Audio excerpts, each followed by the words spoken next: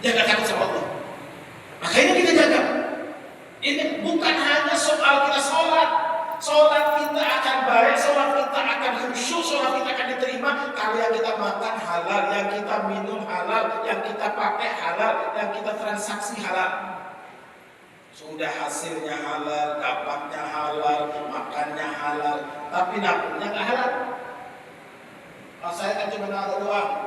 Iya, kita cuma naruh doang. Bunganya dipakai buat maksiat, bunganya dipakai buat alhamdulillah mau gelincirkan saudara-saudara seiman kita.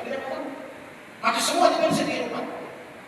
Sehingga tugas negara hari ini, kenapa presiden kita begitu keras?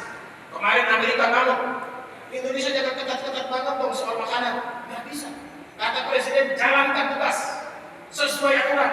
Nggak boleh. Harus dilawan Pak.